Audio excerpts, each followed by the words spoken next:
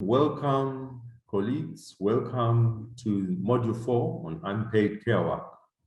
This is the fourth module in our virtual course on gender-responsive economic policy management in the context of the COVID-19 pandemic. And I'm Richard Sewakirianga, the course director. Once again, we are going to be continuing to dive deeper into our understanding of the whole question of gender and economics. We've already looked at the connections between gender and economics. We've looked at policy analysis, gender-responsive policy analysis. We've gone on to look at the issues related to gender, data, indices, and what that means. And now we are diving into what could very much be the core part of this course, which is unpaid care work.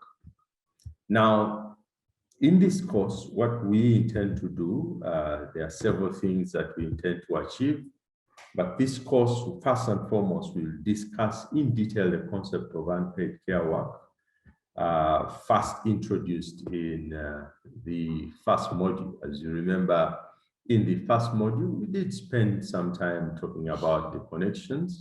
And those of you who have been able to sign in online, you have seen what I posted as the theory of change for this course. And it was anchored in this concept of unpaid care work. And it will also explore how unpaid care work can be measured and valued, and how it might be considered or ignored in policy making.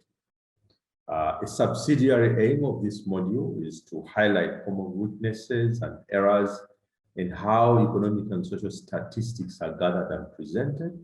And finally, the module suggests general guidelines for policy making regarding unpaid care work. The module aims to ensure that there is a broad appreciation of the concept, and also for participants to appreciate that in many instances, the failure of policy to measure and account for unpaid care work is a critical bottleneck to economic policy making in Africa. Now, there are several books and literature that has been written on this concept. I'll be sharing one very important publication online, so please remember to sign in and download that one. It will be helpful in terms of understanding the concepts around unpaid care work and the experiences around the world. So our expected outcomes, one is to build and appreciate how unpaid care work can be measured and valued, and how it might be considered or ignored in policy making, and also to understand the common weaknesses and errors in how economic and social statistics are gathered and presented, and finally to learn the general guidelines for policy making regarding unpaid care work. Now, when we talk about unpaid care work, it includes a diverse range of activities that take place outside the cash nexus, and they include things like unpaid care work on the household plot or in the family business, in activities such as collection of water, firewood for self-consumption, and other things like that in rural households, and also unpaid care work of one's child, elderly parent, or friends affected by illness and other social shocks. So that's the broad range of what we then talk about and what constitutes care work, unpaid care work. Now, care work also involves direct care of persons, and it can be both paid and unpaid. So unpaid care work is one category, but we know that the broad spectrum of what is called care work can be either paid or unpaid. And those with intense care needs include young children, or frail elderly people, or people with various illnesses and disabilities. But able-bodied adults also require to receive care.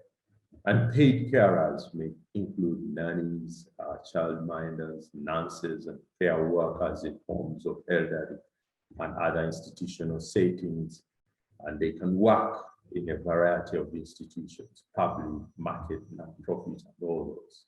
And I think for those of you who have been watching the developments in the recent past and up to today, I think we've seen how care work has become such a huge and an important part of coping with the pandemic, with the COVID-19 pandemic, because it's carers in hospitals, in elderly homes, in homes, having been quite a burden in places where the pandemic and the disease has affected several households.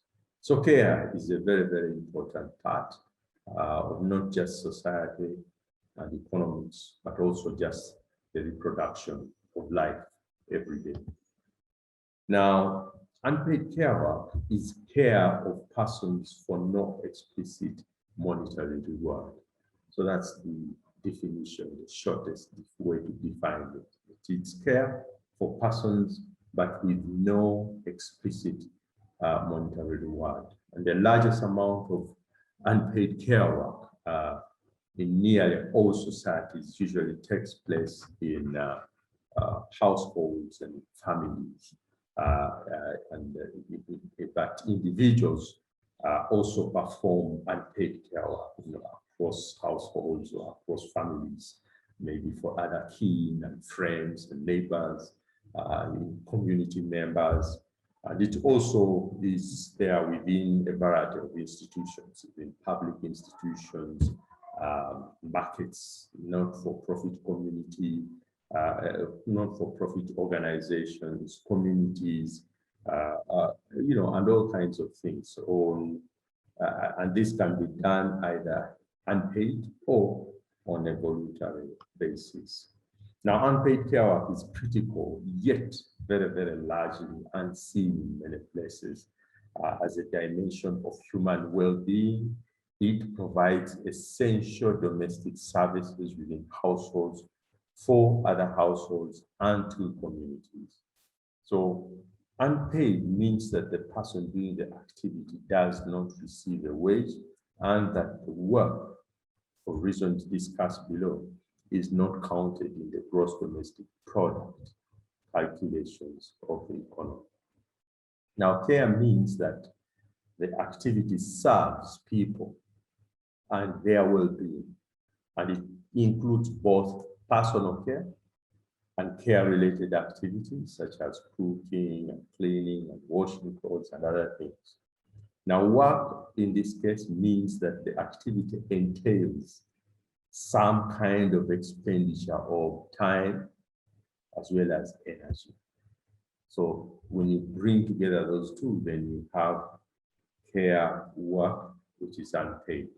Yes, it starts by receiving no wage, but it actually contributes to people's well-being, and there is an expenditure of time and energy. Now, in terms of understanding unpaid care work, I think one is that we have to quickly look at things like challenging the economic assumptions. If you look at the economic assumptions that are made when we are looking at work, especially when you think about labor markets. Labor markets are institutions by which firms obtain the labor needed to perform work. Households decide how much work they are willing to undertake, and the price of labor, the wage, is determined. Now, just to say that what is a labor market? When a labor market is there, it doesn't get its labor anywhere else apart from households. It's households that bring labor onto the market, and then you have a labor market. Now, in freely functioning labor markets operate identically to other markets as discussed in module 1. So, that's how they are. Like any other market, there is a demand and supply function, and all that happens, except that supply and demand move in the opposite direction. So while there is demand and supply, we know that when we talk about labor markets, the supply is now from the households to the market, and the demand is from the markets to the households. But we know that for many markets, they target the household to demand their services and goods, and not the other way around. Now, as with other markets, demand and supply of labor in a competitive labor market should interact to produce an equilibrium. And when we talk about equilibrium, we're talking about an equilibrium quantity of labor demanded by farms and supplied by households at an equilibrium price for labor, which would be the prevailing wage rate. So theoretically, that's what should be happening. The demand from the labor market and the supply from the households should be able to come together to create an equilibrium, and that equilibrium will give us the prevailing wage rate. Now, labor supply theory always assumes that workers are available to be employed. Now, I want you to think about that, because in this kind of thinking, in the labor market theory, we are saying that the supply of labor is always there because workers are available. So there is an inherent assumption that a worker is available. How they become available, who services them, how they are made available is not factored in. The assumption is that they will become available. And it does not ask the question how workers come to be available for their employment. It does not account for the work that encompasses the preparation of food, childcare, maintenance of clothing, reinforcement of shelter, the provision of hygiene and sanitation, and other types of care, all that must be performed prior to the labor being available on the market. Because as you all know, for anybody, even myself here speaking, if I'm to come to a labor market, I should have lots of care around me. If I'm hungry, then I can't perform what I'm supposed to do. If I don't have clothing, if I am sick or any of these things, they can interfere on what kind of laborer you become. So the structure of the household, therefore, affects and reflects the allocation of women's and men's labor time and resources between household activities geared towards the work that is a precondition for the labor force participation in commodity production. So by the time you get into commodity production, the point we are making here and what we see in the labor market, the things that happen at household level will affect what we see ultimately in production. Now, there is something else I want to touch on here, and there is a lot that you get when you read the whole narrative. So here I'm summarizing a few key concepts to get you going and warmed up for the reading that you do for this module. Is opportunity cost and care work. So when one action is undertaken, another action cannot be undertaken. You remember that when we look at the concepts that we looked at in the first module, the concept of opportunity cost is one which is critical, which means that opportunity cost is about taking one action, and if one action is taken, another action cannot be taken. Now, opportunity cost measures the value of an action as being the value of the best possible foregone action. And opportunity cost can be found wherever resources are available to meet the wants and the needs, to meet wants and needs, and are limited, so that not all wants and needs can be met simultaneously. So usually if we take one thing, you have to forego that. If you want to sleep, you can't drive. If you want to eat, you can't do the other things. If you want to, so there is always an opportunity cost that one has to forego in terms of the choices that we make.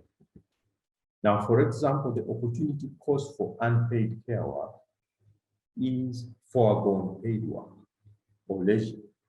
So if you go to a household where a woman is doing a lot of work in the household to care for everybody, to make sure, for example, all the kids are able to go to school when they have eaten, drunk, bathed, and everything, that means that that time allocated to that activity will be allocated because there will be some forego.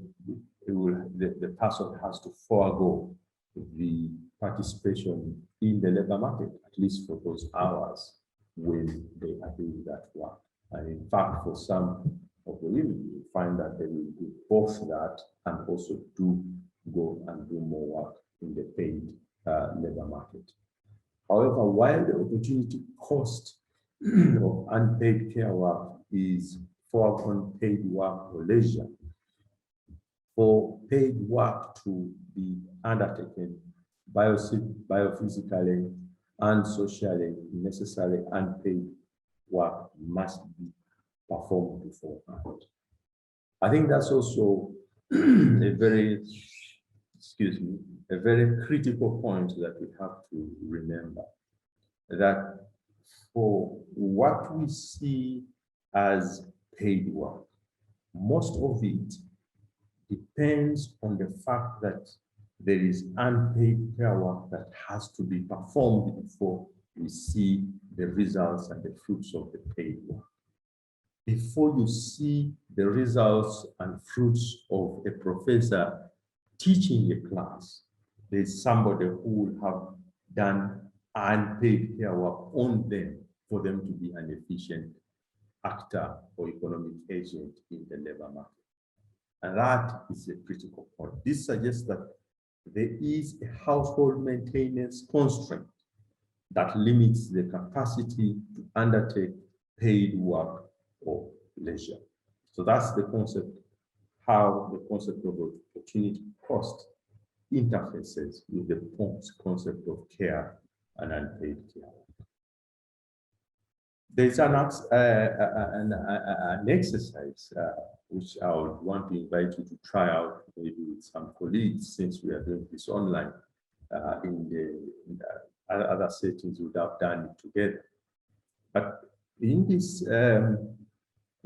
exercise, it's one that I would like you to discuss, because what happens is that here you have a man. He employs a housekeeper who cooks, cleans, and shops for him. The man pays his housekeeper a wage. According to the system of national accounts, the rules drawn up by the bodies such as the UN statisticians count the wage when calculating the total value of all the incomes, which is the gross domestic product in the country. But after a time, the man marries the housekeeper. She continues to cook, clean, and shop for him, but the man stops paying her wage as she is now his wife. The amount of the wage is thus no longer added to the GDP, and the GDP to the country falls. Marriage is therefore clearly bad for growth of income and hence economic growth. This is a hypothetical position that we would want you to find time and discuss with colleagues and see what are the merits or demerits and what do you think. So again, when we get to this course, I would like to see you posting your answers and views based on your discussions around this question of recognizing the existence of paid and unpaid care. Something about some of the emerging issues. The systems of national account rules define production of work in terms of the third person group, which is as anything that one could theoretically pay someone else to do.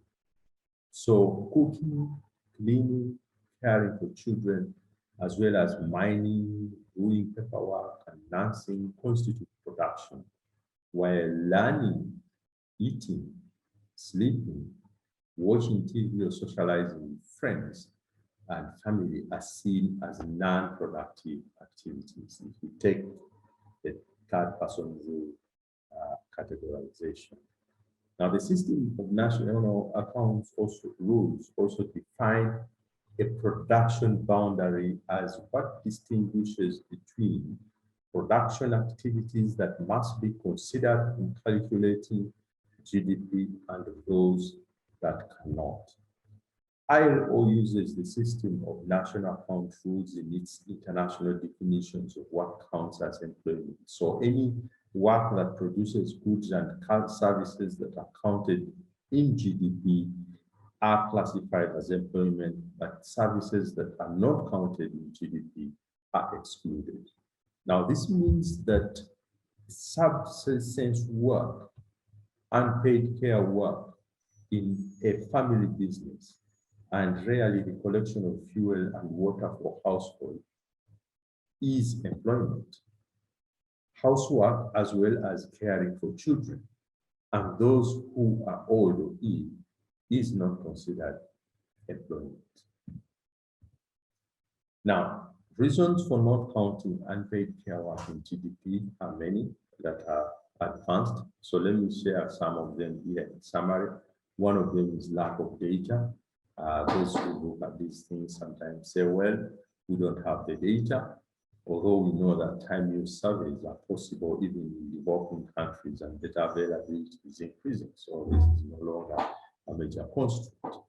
But also, sometimes they say that unpaid care work does not affect important factors such as employment and poverty, even though we know that these arguments are false and that a change in GDP accounting method would make, but also there is another point. So we know that these arguments are false, and we shall demonstrate that, and many people have demonstrated that certainly unpaid care work does affect employment and poverty.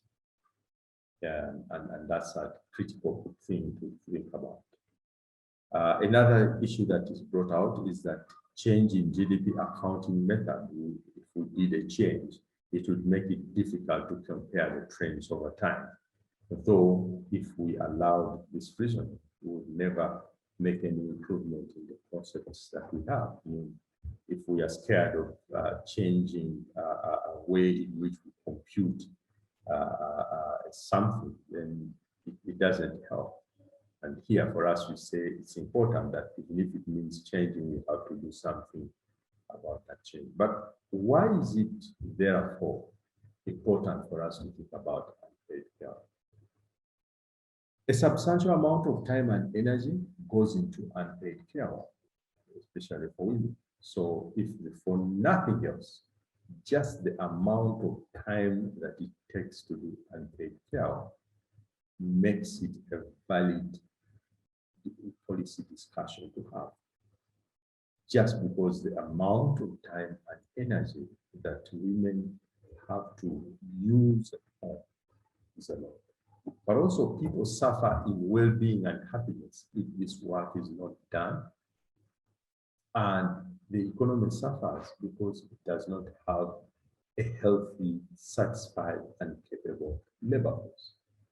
What we have said before is that what you see as the economic agent who participates in the labor market is really serviced by the household investments that are made through unpaid care. And therefore, if we do not have unpaid care seen as an important intervention, well, the economy itself will suffer, because if indeed it is withheld, or in situations where it can't be done, we know that many economies and many people suffer. And women do spend so much time in unpaid care work, reducing the time they have available for other income earning activities.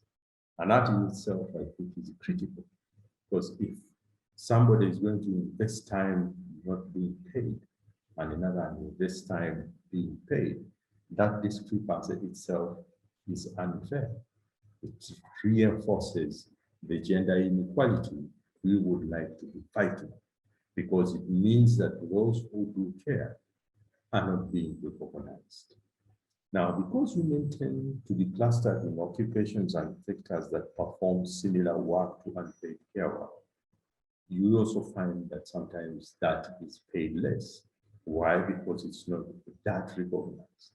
And that in itself is a problem, because it means that in terms of equality, we are not getting the kinds of benefits that we would like to see.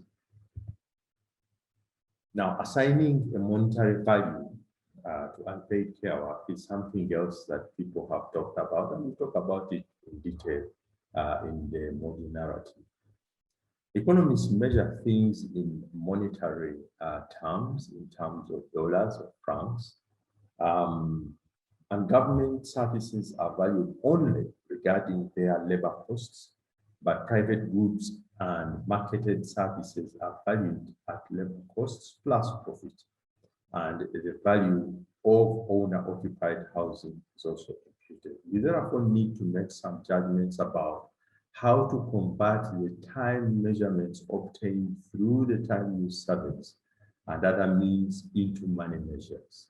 Because again, it would be important to ask the question, if somebody is going to spend 6 or 8 hours in or doing work, what type of money measure can we put on that?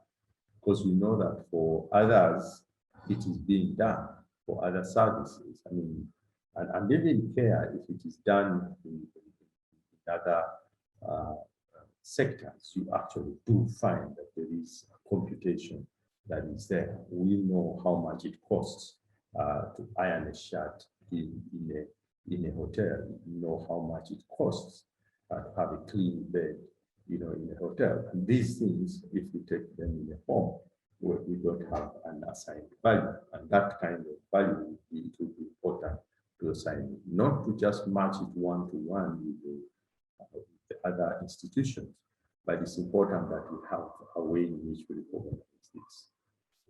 So we do this by assigning an hourly wage to the time spent, and the levels to be used for these wages are taken from other surveys, such as the labor force survey that most countries conduct on regular intervals. There are many different approaches to finding the correct use wage and use in calculations. Which approach is used depends on what question one is asking. How much would you want pay if one had to pay to buy these services, or how much money does the individual lose by doing unpaid care work rather than paid work, and what wage data is available.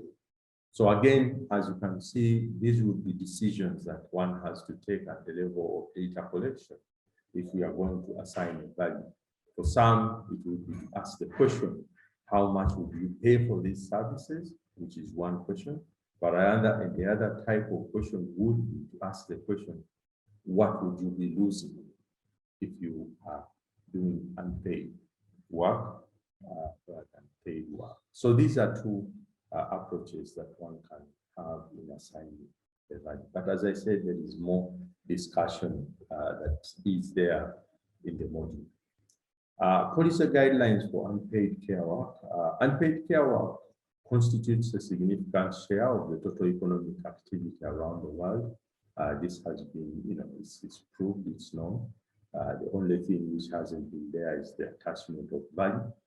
And the provision of unpaid care work is dominated by females, that is also known, and a significant proportion of female labor time around the world is spent on unpaid care work. And actually, there are statistics on this that you can read.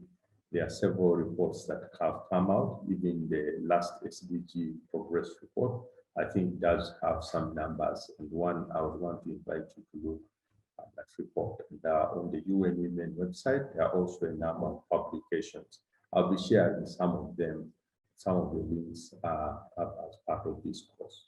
So while the performance of unpaid care work brings clear positive externalities, we need to perform unpaid care work constrains the economy by limiting female participation outside unpaid care work, which constitutes the negative externality. And therefore, this suggests 3 points in summary. One is that unpaid care work is a significant workload for many, and unpaid care work is unequally distributed between males and females, and also unpaid care work has positive and negative externalities that affect economic performance. So I have just touched on the broad areas that one has to, you can look at when you think about this question. In the model itself, they are even different country examples on how different countries have decided to compute and compensate unpaid care work. I invite you to read those. As I said, I'll also be posting some publications and links which can help you to understand this question in breadth.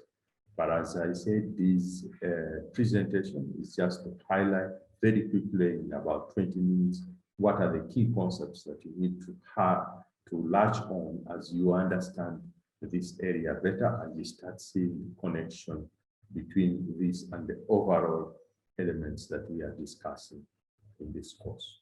So once again, I want to thank you for listening, and I hope you have found this also an interesting session, and I would like to see that you are able to do more with this work. For us, we shall be engaging with you as we go along to make sure that you are able to, grasp these areas, use them in your work, and also find ways in which you can explore and expand your knowledge. So I want to invite you to actually spend some time sharing what you have and what you want to know. You can also do that